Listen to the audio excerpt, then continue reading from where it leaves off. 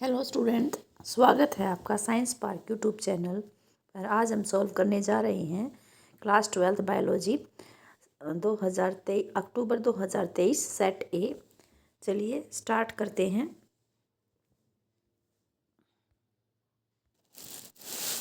Section A है objective type questions. First question है, which of the given options is act as the reproductive unit angiosperms. Reproductive unit जो है angiosperm में reproductive unit की तरह कौन काम करता है, तो इसका आंसर आ जाएगा ए ऑप्शन फ्लावर। देखिए यहाँ लिखा हुआ है ए ऑप्शन क्या है, फ्लावर। तो अगला क्वेश्चन है, women testis is located outside the abdominal cavity. Women testis के जो है एब्डोमिनल कैविटी से बाहर जो है सिचुएटेड होती हैं, लोकेटेड होती है। क्यों, क्या कारण है, तो ये बी ऑप्शन है जो it helps in maintaining temperature lower than body temperature. क्योंकि स्पर्म फॉर्मेशन के लिए जो है जो उसका टेम्परेचर जो है बॉडी टेम्परेचर से जो कम होना चाहिए तभी स्पर्म फॉर्मेशन हो सकता है। इसलिए ये जो है एब्डोमिनल कैविटी से जो है बाहर लोकेटेड होते हैं। तो बी ऑप्शन इसका सही आंसर है। अगला क्वेश्चन है, which of the following statement about lactational amenorrhoea is correct. इसके बारे में कौन है, तो पहला देख लेते हैं। During this process breast feeding of baby delays the onset menstruation and ovulation cycle. ये भी ट्रू है। During this process the hormone prolactin interference in the process of ovulation. ये भी ठीक है। This term is use for the breast feeding of baby act as a natural contraceptive for the mother. All of the above statements are true. D option इसका right answer है, सभी option true हैं। अगला question देखिए, fill in the blanks हैं।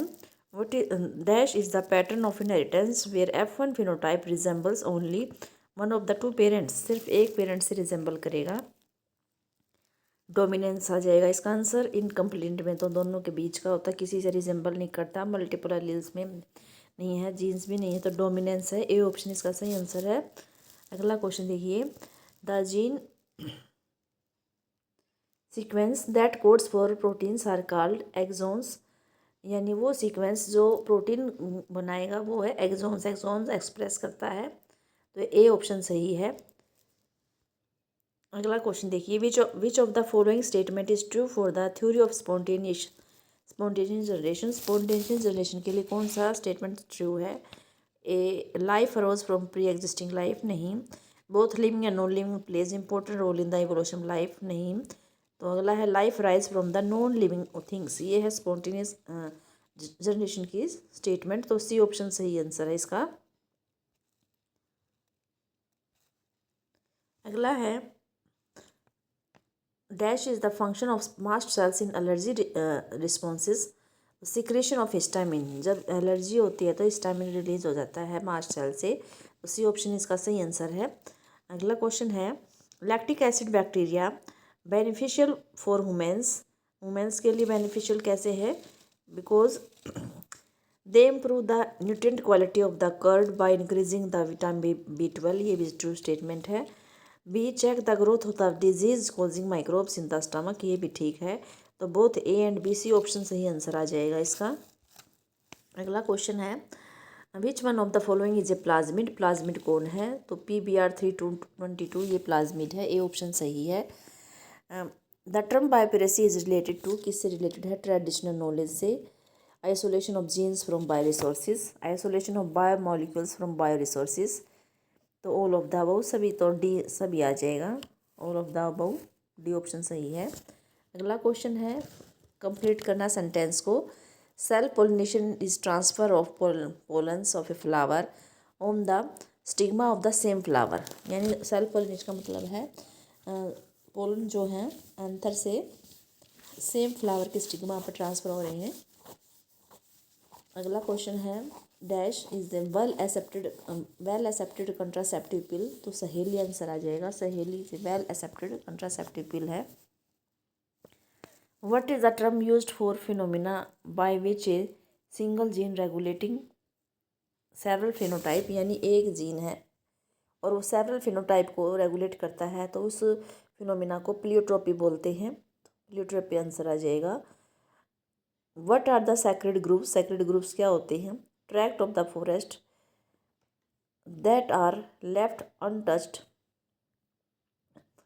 Bye the local inhabitants, यानी कि जो लोग रहते हैं वहाँ पर जो ट्रैक्ट ऑफ फॉरेस्ट है वो कोई उनको छूता नहीं है। And are protected by the local peoples due to the their culture and religious beliefs, उनको वो पूजते हैं वनों को, इसलिए उनको कोई नहीं छूता है और उनको प्रोटेक्ट रखते हैं। अगला क्वेश्चन है, in an ecosystem dominated by trees the pyramid of number is, यानी जब ट्रीज डोमिनेटेड है तो उसमें जो पिरामिड है वो नंबर क्या हो जाएगा? इन्वर्टेड हो जाएगा।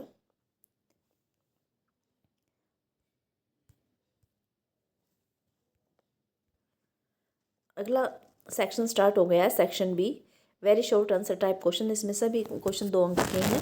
पहला क्वेश्चन है, write the names of the 2 groups of organisms which constitute flocs and how flocs related to BOD. इसका आंसर है बैक्टीरिया एंड फंजाई, ये दोनों हैं, ये लोग बैक्टीरिया और फंजाई जो मिलकर जो है फ्लोक्स बनाते हैं। This bacterial masses associated with fungal filaments called the flocs consume the major part of the organic matter और प्रेजेंट इन द इफ्लुएंट, पानी में इफ्लुएंट में जो ऑर्गेनिक मैटर होता है उसको कंज्यूम कर लेते हैं। Thereby reducing the BOD of the waste, और ये बीओडी जो है उसको रिड्यूस कर देते हैं सिग्निफिकेंटली ड्यूरिंग द बायोलॉजिकल और सेकेंडरी ट्रीटमेंट और सीवेज। जब सेकेंडरी ट्रीटमेंट होती है बायोलॉजिकल, यानी कि बायोलॉजिकल का मतलब है बैक्टीरियल जो ट्रीटमेंट होती है उसके दौरान ये बीओडी को रिड्यूस कर देते हैं।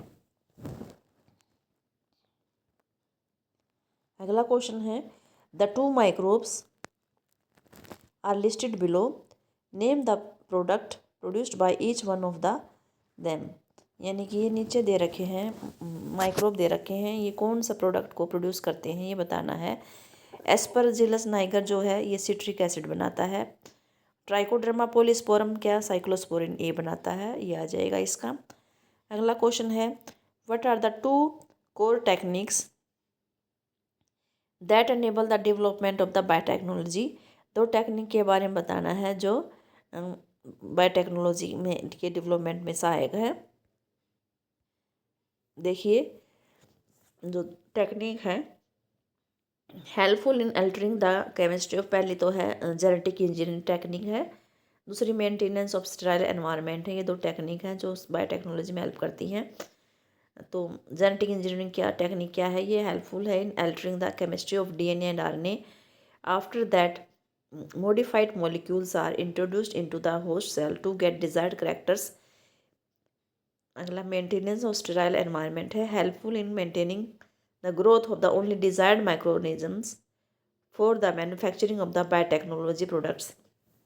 तो ये 2 टेक्निक हैं, आप इसको लिख देना। अगला क्वेश्चन है, what does recombinant vaccine means, recombinant vaccine का मतलब क्या है? Give an example.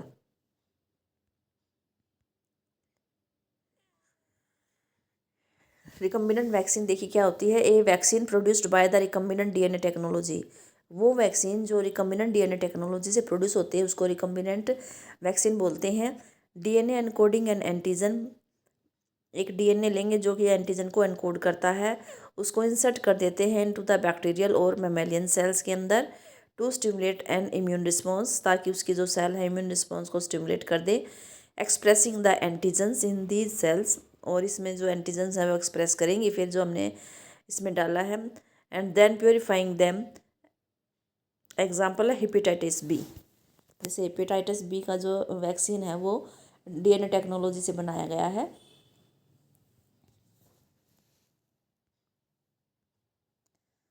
6 क्वेश्चन, ये what write a short note on adaptation of desert plants, ये अब सिलेबस में नहीं है।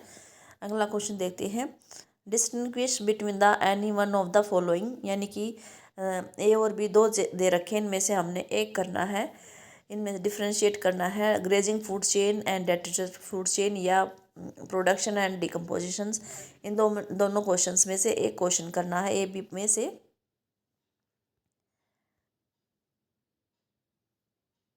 देखिए grazing food chain and detritus food chain में डिफरेंस देख लेते हैं। ग्रेजिंग फूड चेन जो होती है, energy drive from the sun, energy कहाँ से आएगी, सन से आएगी। डेट्रिटिस फूड चेन में एनर्जी कहाँ से आती है, energy comes from the organic matter और detritus generated in the trophic level of the grazing food chain. यानी कि ग्रेजिंग की तो सन से आ रही है, लेकिन डेट्रिटस फूड चेन की डेट्रिटस से आती है एनर्जी। सेकेंड पॉइंट है, grazing food chain begins with the producers present at the first trophic level. Producer से स्टार्ट होती है और प्रोड्यूसर फर्स्ट ट्रॉपिक लेवल पर होते हैं। Plant biomass is then eaten by the herbivores which in turn are consumed by a variety of the carnivores. Detritus food chain जो है begins with the detritus such as the dead bodies of animals और fallen leaves which are then eaten by the decomposers और detritivores. These detritivores are in turn consumed by their predators. Third है, grazing food chains is usually large होती है। Detritus food chain is usually smaller और compare to the grazing food chain. तो ये आपको ये question करना है, या तो ये और या नीचे वाला प्रोडक्शन और डिकम्पोजिशन में डिफरेंस करना है। प्रोडक्शन क्या है, it is the rate of producing organic matter by the producers. और डिकम्पोजिशन क्या है, process of breaking down of the complex organic matter or biomass from the body of the dead plants and animals with the help of the decomposers into the uh, into the organic raw materials such as the CO2, water and the other nutrients. अगला point है, it depends on the photosynthetic capacity of the producers. ये जो production है ये किस पे depend करता है, ये कितनी प्रोड्यूसर की उसकी फोटोसिंथेटिक कैपेसिटी उस पर डिपेंड करता है। और ये it occurs with the help of the decomposers, ये डिकम्पोजर्स पे डिपेंड करता है।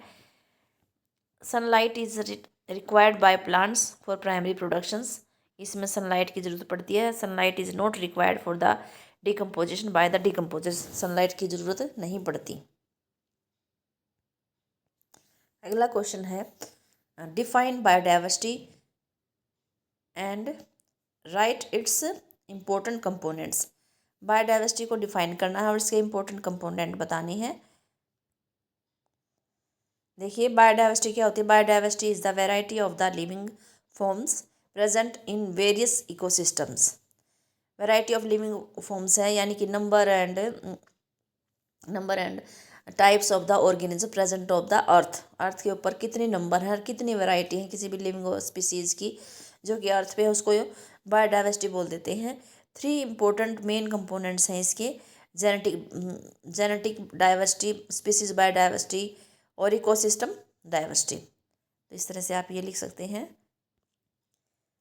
अगला क्वेश्चन है, what are the sacred groups. देखिए क्वेश्चन रिपीट हुआ है, एक नंबर वाले क्वेश्चन में भी था और यहाँ भी है। What is the role in conservation, इनका रोल क्या है कंजर्वेशन में। Sacred groves are the tract of forests which are regenerated around the places of the worships. यानी कि ये जो है वन जो होते हैं वहाँ पर ट्रैक्ट होता है फॉरेस्ट, जिसको वहाँ पर पूजा जाता है। Sacred groves are the found in, कहाँ पाए जाते हैं, Rajasthan, western Ghats of Karnataka and Maharashtra, Meghalaya and Madhya Pradesh. Sacred groves help in the protection of many rare, threatened और endemic species of the plants and animals found in an area. Process of deforestation is strictly prohibited in this region by tribals. Hence, the sacred groves biodiversity is a rich area. Biodiversity rich area होता है, वहाँ पर जो है पेड़ों की कटाई वगैरह नहीं होती। लोग वहाँ पूजते हैं उन वनों को, उनको काटने नहीं देते, कोई भी नहीं काट सकता उनको, इसलिए वहाँ पर जो है अलग अलग तरह के प्लांट और एनिमल जो हैं सुरक्षित रहते हैं, इसलिए वो बायोडाइवर्सिटी रिच एरिया होता है। सेक्शन सी स्टार्ट हो गया, शॉर्ट आंसर टाइप क्वेश्चंस है। 3 नंबर के क्वेश्चन है इसमें। पहला क्वेश्चन है, what is sporopollenin, how it is advantages to pollen grains. ये स्पोरोपोलेनिन क्या है, पोलन ग्रेन्स के लिए क्या फ़ायदे हैं इसके।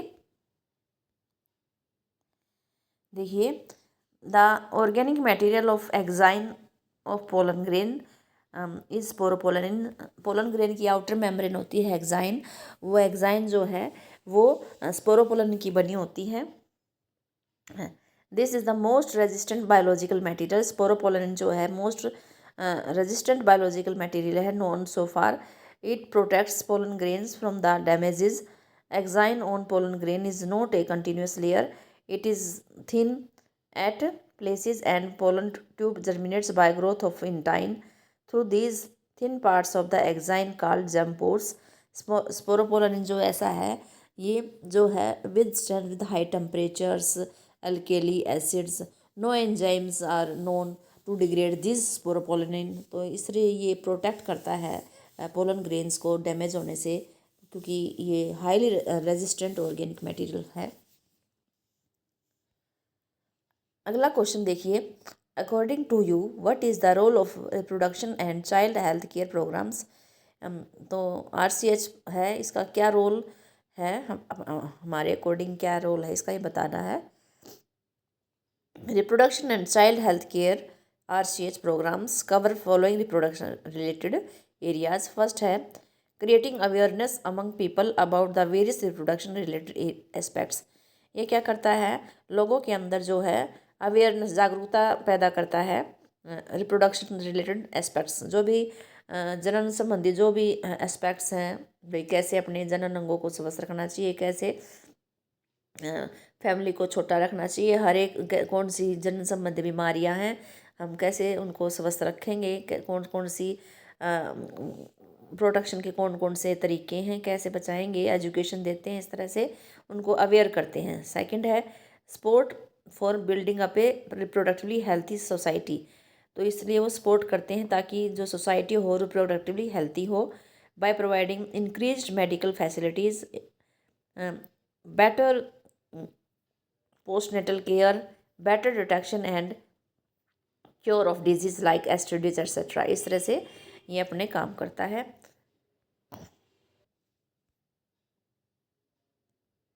ये देखिए साइंटिफिक नेम है जो फ्रूट फ्लाई, जो उसने मॉर्गन ने चुना था फ्रूट फ्लाई का, वो है ड्रोसोफिला मेलानोगैस्टर।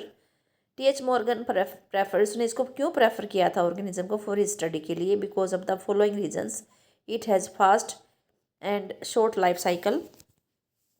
इसकी जो लाइफ साइकिल है शॉर्ट है, फास्ट है।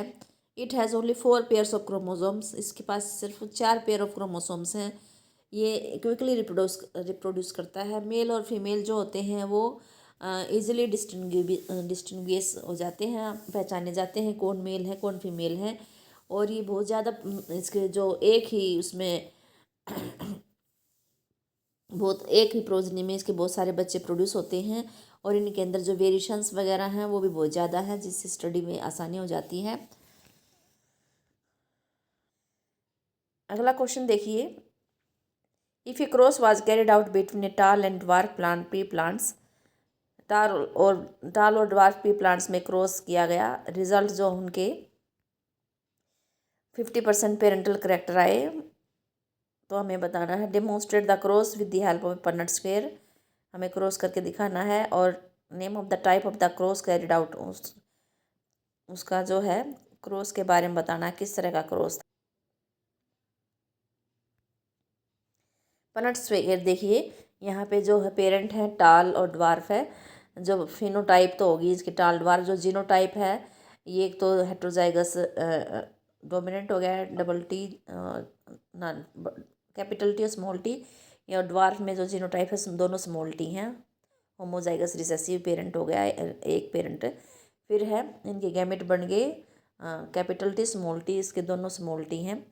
और फिर ये जो है मेल फीमेल की इनकी जो है फर्टिलाइजेशन करवाई गई, तो जिसमें F1 में देखो 2 तो टाल आ गए, ये हेट्रोजाइगस टॉल है, हेट्रोजाइगस डोमिनेंट टाल है। 2 जो है होमोजाइगस जैसे ड्वार्फ बन गए, यानी 50-50% हो गया। The test cross carried out an organisms with, तो इस क्रॉस को क्या बोलेंगे, टेस्ट क्रॉस बोलेंगे। इसे हम अननोन डोमिनेंट को अननोन जो डोमिनेंट फिनोटाइप है उसका पता लगा सकते हैं with A homozygous recessive of same species for a particular trait. तो इससे हमें ये पता चल जाता है कि जो हमारा गिवन पेरेंट है, जो अननोन है, जिसकी जीनोटाइप हमें नहीं पता, फिनोटाइप तो पता है लेकिन जीनोटाइप नहीं पता, उससे इससे टेस्ट को से पता चल जाता है। अब इसमें 50-50 रेशो आई है, तो इसका मतलब है जो अननोन पेरेंट है वो है हेट्रोजाइगस डोमिनेंट। अगला क्वेश्चन देखते हैं। Why is secondary immune response more intense than the primary response. ये कह रहे हैं जो सेकेंडरी इम्यून रिस्पॉन्स होता है प्राइमरी से ज़्यादा फास्ट तेज क्यों होता है, मोर इंटेंस क्यों होता है वुमेन्स के अंदर। और ये दो क्वेश्चन, दूसरा what is auto immune disease, give an example, ये दोनों देख लेते हैं। ये देखिए सेकेंडरी और anamnestic immune response is based on the memory of the primary response. जो सेकेंड वाला रिस्पॉन्स होता है प्राइमरी रिस्पॉन्स की मेमोरी पे बेस्ड होता है। That is first encounters with the an antigen. Primary response कब होता है, जब पहली बार उसके साथ एनकाउंटर होता है एंटीजन के साथ। Due to this the second generated immune response is more fast. इसलिए सेकेंड वाला उसको पता होता है कि भाई ये पहले आया हुआ है, नोन होता है उसके लिए, इसलिए फास्ट कर देता है and have higher affinity for antigens and therefore it is more intense than the primary immune response in the human. अगला था autoimmune disease, the abnormal response of an immune system in which it fails to recognize self and non-self and starts destroying its own cells and molecules is called autoimmune disease. Rheumatoid arthritis example है इसका autoimmune system में। which destroy इसमें क्या होता है, इसमें destroys the articular cartilage and fusing bones. इसमें destroy करने लग जाता है आर्टिकुलर कार्टिलेज और फ्यूजिंग बोन्स को। अगला क्वेश्चन देखिए। Study the given vector and answer the following question. इस जो डायग्राम में दे रखा है इसको हमने स्टडी करना है। ये देखिए ई कोलाई वेक्टर दे रखा है PBR322। इसको स्टडी करते हुए हमें ये 3 क्वेश्चन दे रखे हैं ABC, इसका आंसर देना है। पहला क्वेश्चन है ए वाला, what is the function of ROP in vector PBR322। देखिए ये ROP यहाँ दिखा रखा है, ये ROP है, इसका क्या फंक्शन है, ROP का फंक्शन क्या है, ये रिस्पॉन्सिबल है ROP is responsible for the coding of protein that is involve in the replication of plasmid. यानी उस प्रोटीन को कोड करता है जो रेप्लिकेशन में चाहिए होता है। तो ये ROP इसका ये रोल ये है, फंक्शन है इसका, ये प्रोटीन को अनकोड करता है। बी का क्या है, what will be the selectable marker for this vector PBR322। देखिए इसमें सेलेक्टेबल मार्कर बताने हैं, यहाँ लिखा भी होता है टेट्रासाइक्लिन लिखा हुआ है, एम्पिसिलिन लिखा हुआ है। तो इसमें दो, अच्छा इसमें होते दो हैं, टेट्रासाइक्लिन और एम्पिसिलिन होते हैं दो।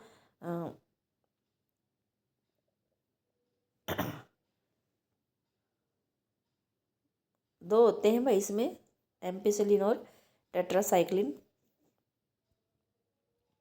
What is the significance of ORI site in vector PBR322। तो ये क्या कह रहे हैं, सिग्निफिकेंस क्या है, इसमें जो ORI दिखा रखी है इसका क्या सिग्निफिकेंस है।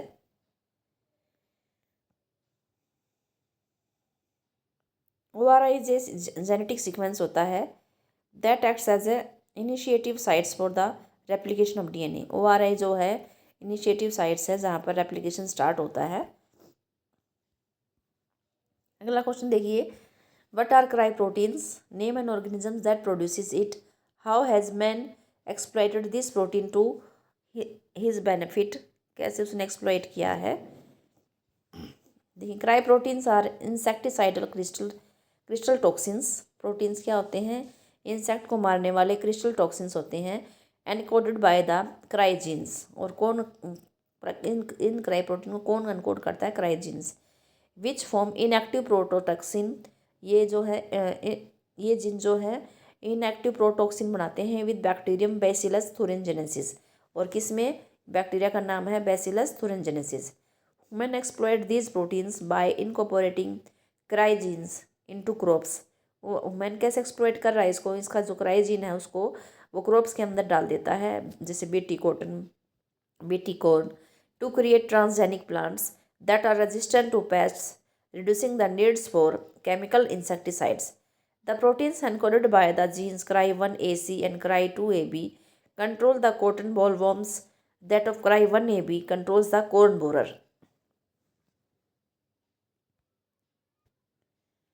अगला क्वेश्चन देखिए। अब सेक्शन डी स्टार्ट हो गया है। सेक्शन डी है, इसमें सभी क्वेश्चन जो है 5-5 अंक के हैं। 3 क्वेश्चन दे रखे हैं, 2 में तो इंटरनल चॉइस दे रखी है और 1 में नहीं है। तो पहला इसमें दे रखा है drive well label diagram of human male reproductive system and also the differentiate between vas deferens and वास एफरेंशिया। देखिए डायग्राम ड्रॉ करना है मेल रिप्रोडक्टिव सिस्टम को आपको अच्छे से। ये आपको यूरिनरी ब्लैडर बना देना है, यूरिनरी ब्लैडर से 2 यूरेटर निकालते हुए दिखा देना है। फिर देखिए यहाँ जो है नीचे पेनिस है, इसमें आपको ये ग्लैंड्स बना देने हैं, seminal vesicle, prostate gland, bulbo urethral gland जो कॉमन है यूरिन और स्पर्म का लिए जो यूरिथ्रा है। फिर फोर्स्किन है, ग्लैंस पेनिस है, ये टेस्टिस दिखा देनी है आपको। टेस्टिस से जो है रेटी टेस्टिस, वास एफरेंशिया, फिर एपिडिडाइमिस, वास डिफरेंस, ये इनके आपको दिखा देने हैं। टेस्टिकुलर लोब्यूल्स दिखा देनी है। तो इस तरह से आपको ये दिखाना है, डायग्राम बनाना है। अगला है इनमें इसका दूसरा पार्ट जो था वास डिफरेंस और वास एफरेंशिया से में डिफरेंस बताना है। वास डिफरेंस क्या है? ट्यूब लाइक स्ट्रक्चर है, conducts the spermatozoa from epididymis to penis. ये क्या करती है? एपिडिडाइमिस से जो स्पर्म को लेके जाता है पेनिस तक। वास एफरेंशिया ये कनेक्ट करता है रेटी टेस्टिस को एपिडिडाइमिस के को में। इन रेटी टेस्टिस के बाद वास एफरेंस के बाद एपिडिडाइमिस, एपिडिडाइमिस के बाद vas deferens. Arise from the रेटी टेस्टिस। वास डिफरेंस जो है कहाँ से अराइज होते हैं? रेटी टेस्टिस से। Arise from the cauda epididymis.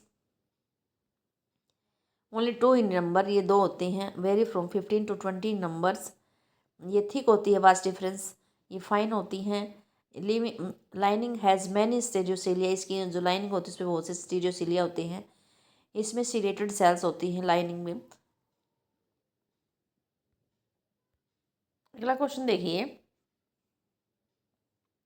19th question है describe the operon, lac operon and also explain how is the operator switch turned on and off in the expression of genes in this operon. इसके internal choice में आपको करना है what do you mean by semi conservative nature of DNA replication, who proved it and how. तो ये दोनों में से एक क्वेश्चन करना है। चलिए देखते हैं। एक साइंटिस्ट है फ्रांकोइस जैकोब एंड मोनोड, उन्होंने लैकोपेरन को जो है बताया था उसके बारे में। तो लैकोपेरन होता क्या है? लैकोपेरन जो है जो पॉलीसिस्टोनिक स्ट्रक्चर जीन होते हैं regulated by the common promoter and regulatory genes. Such arrangement is very common in bacteria and referred to as operon.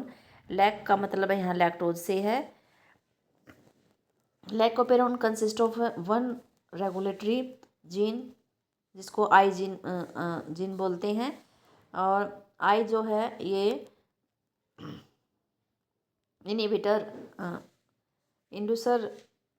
Inhibitor का काम करता है, इंड्यूसर नहीं है। इसमें और 3 स्ट्रक्चरल जीन्स होते हैं Z by A.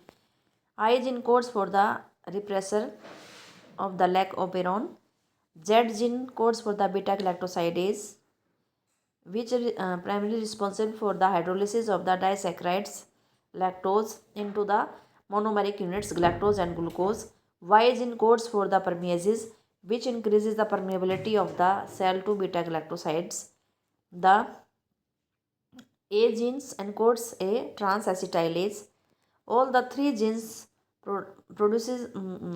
all the 3 gene products in the lactoperon are required for the metabolism of the lactose. तो इसका ये देख लेते हैं डायग्राम में क्या कहता है। डायग्राम में पता चल जाएगा। देखिए ये आई जीन है, ये इसका प्रमोटर आगे दिखा रखा है। ये जो है इसमें जो है आई जीन जो है इनहिबिटर जीन है, और ये आई जैसे रिप्रेसर मैसेंजर आरएनए को कोड कर रहा है, फिर इससे रिप्रेसर प्रोटीन बन रही है। अगर लैक्टोज एब्सेंट है तो ये रिप्रेसर प्रोटीन जो है ऑपरेटर से बाइंड कर जाता है।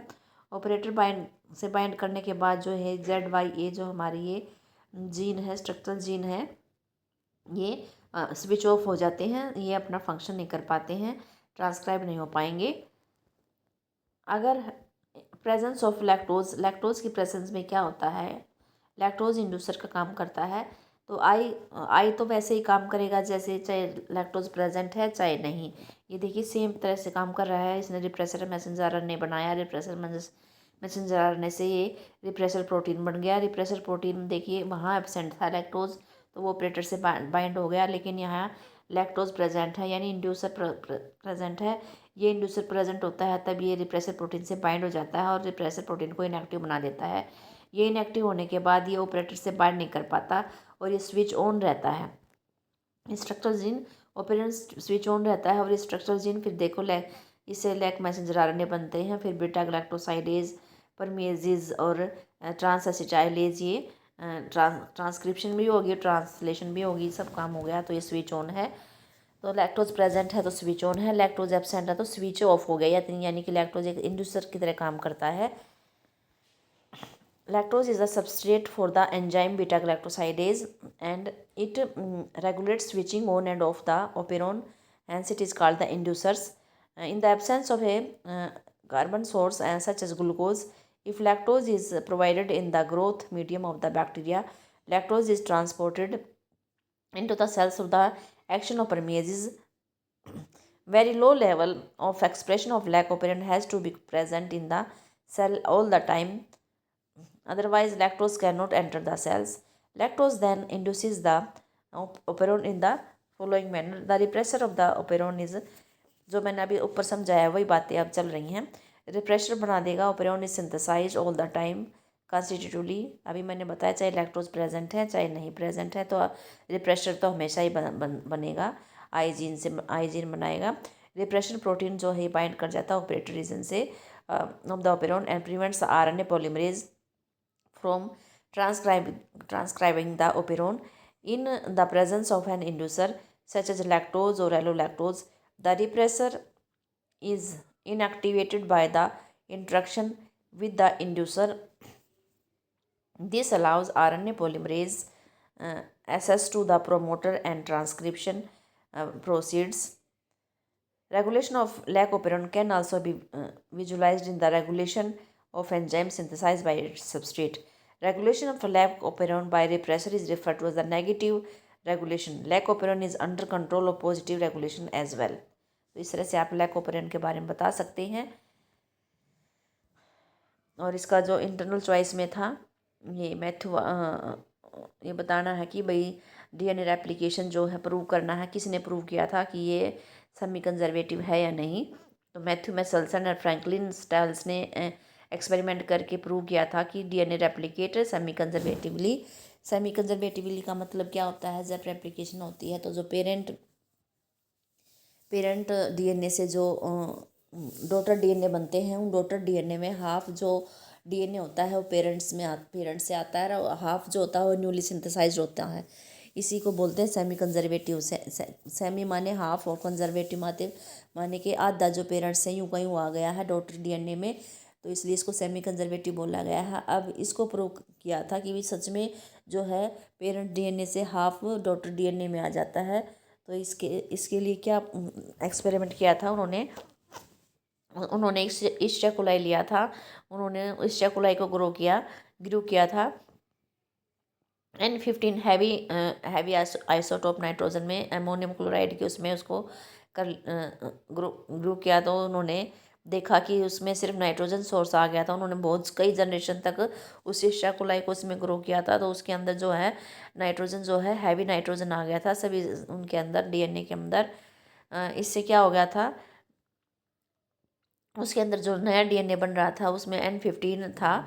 Heavy DNA molecule could be distinguish from the normal DNA by, फिर सेंट्रीफ्यूगेशन से उसको पता चल गया था कि भी इसमें N15 आ गया है। देखिए सीजियम क्लोराइड डेंसिटी ग्रेडियंट से पता चल गया था। ये देखिए नीचे ये N15 डीएनए है। ये बहुत जनरेशन के बाद वो इकोलाई को जब किया था तो उसमें सभी डीएनए में NDNA 15 वाला आ गया था और जब सेंट्रीफ्यूगेशन किया गया था तो देखो ये जो हैवी जो डीएनए जो नीचे हो गया था बिल्कुल, यानी इसमें हैवी है, आइसोटोप है इसमें नाइट्रोजन का। अब फिर इसकी फिर हमने फिर उसने क्या किया था, अगले एक एक्सपेरिमेंट तो इन्होंने ये किया था। फिर अगले एक्सपेरिमेंट में क्या किया उन्होंने, फिर उन्होंने इसी सेल्स को ट्रांसफ़र कर दिया मीडियम में, दैट विद नॉर्मल N14 में, नॉर्मल में जो N14 में उसमें ट्रांसफ़र कर दिया, N15 आ गया था सारा, उसको इसमें N14 में कर दिया। फिर उन्होंने उसकी वो सेल मल्टीप्लाई करी 20 मिनट के बाद, फिर 40 मिनट के बाद, कई जनरेशन तक वो मल्टीप्लाई की, और उन्होंने फिर उसमें से डबल स्ट्रैंडेड हेलिक्स को एक्सट्रैक्ट किया। और ये देखो सीजियम क्लोराइड ग्रेडियंट से फिर उसकी डेंसिटी देखी। ये देखिए एक जनरेशन के बाद क्या हुआ, ये यहाँ पर सेमी कंजर्वेटिव है। सेमी कंजर्वेटिव का मतलब देखिए जो रेड वाला है, मान लीजिए पेरेंट डीएनए है, और जो डॉटर डीएनए आ गया जनरेशन 1 में, जो रेड वाला तो यूँ कहीं आ गया पेरेंट से, जो ग्रीन वाला है ये न्यू स्ट्रैंड है। तो दो स्ट्रैंड बन गए इसमें से, दोनों में 50% तो पेरेंट से आ गया रेड वाला, और 50% न्यू है, इसलिए सेमी कंजर्वेटिव बोला गया। जब इसकी डेंसिटी देखी गई तो देखिए ये बीच में आ गया, ये नीचे था बिल्कुल, ये बीच में आ गया, क्योंकि अब हाफ दो जो है डीएनए में N15 वाला नाइट्रोजन है, और हाफ डीएनए में N14 वाला है, इसलिए बीच में आ गया। अगली जनरेशन में 14 मिनट के बाद देखिए दो डीएनए तो हैं बिल्कुल प्योर नए बन गए हैं, N14 वाले। इसका जो है बैंड अलग से दिखाई दे रहा है इसमें, और जो दो हैं सेमी कंजर्वेटिव हैं वो N15 वाला जैसे इसमें दिखाई दे रहा था वैसे इसमें आ गया। तो इस तरह से उन्होंने इसको प्रूव किया था।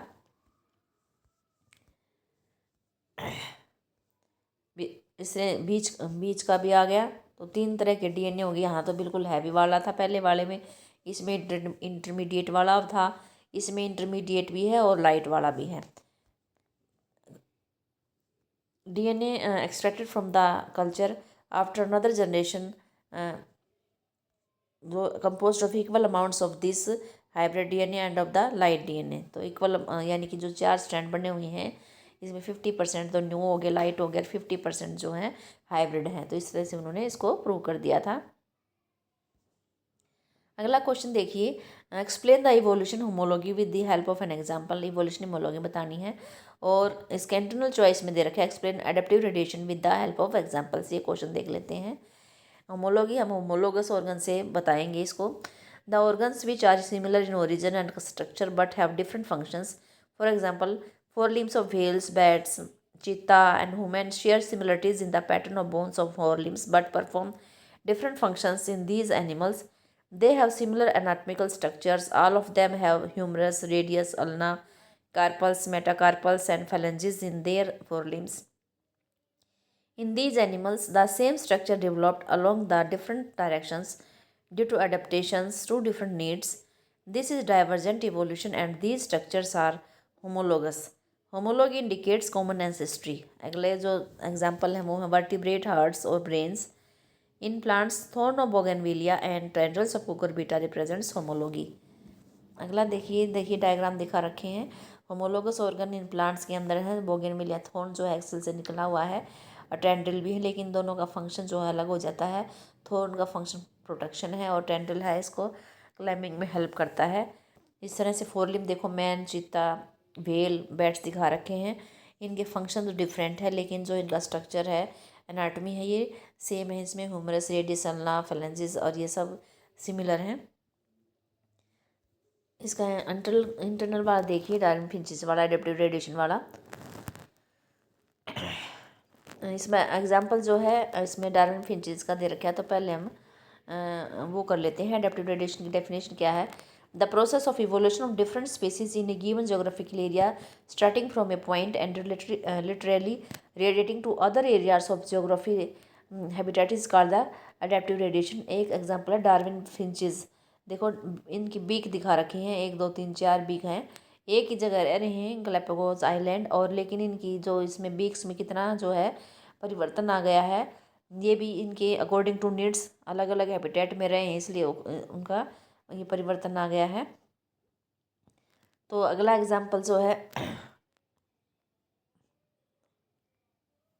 जो शुरू में जो ओरिजिनल जो थी इनकी सीड ईटिंग फीचर्स था, जो शुरू में ये जो डार्विन फिंचेस बोला गया ये सीड पे डिपेंड करते थे, लेकिन जब ये अलग अलग हैबिटेट में गए हैं तो ये उनको जो खाना है, कहीं इनको इंसेक्ट पे डिपेंड होना पड़ा है, तो वहाँ पर ये इंसेक्टिवोरस बन गए हैं, वेजिटेरियन फिंचेस हैं, अलग अलग उन पे ये डिपेंड थे, इसलिए इनकी जो बीक है इसके फीचर्स में जो है चेंज हो गया है। अनदर एग्जांपल दे रखा है ऑस्ट्रेलियन मार्supials, ये देखो नीचे दिखा रखा है ऑस्ट्रेलिया के मार्supial रेडिएशन है। शुरू में तो ये मार्supial थे, लेकिन बाद में देखो कि इसमें कितने में ये डाइवर्ट हो गया है, इन्हें अडेप्टिव रेडिएशंस हो गई हैं। ये देखिए कंगारू है, वोम्बेट है, बैंडिकूट है, कोआला है, मार्शिपल मोल है, सुगर ग्लाइडर है, तस्मानिया वोल्फ है, टाइगर कैट है, बैंडेड एंट ईटर है, मार्शिपल रैट है। तो ये इन सब का जो है जितने भी हैं इन सब का एंसेस्टर सेम है। इनसे ये अलग अलग हैबिटेट में जाने के कारण इनमें जो है अलग अलग अडेप्टेशंस हो गई और नीड्स के अकॉर्डिंग इन्होंने अपने आप को अडेप्ट कर लिया। इसी को एडेप्टिव रेडिएशंस बोल देते हैं। तो ये वीडियो यहीं कंप्लीट हो गई है।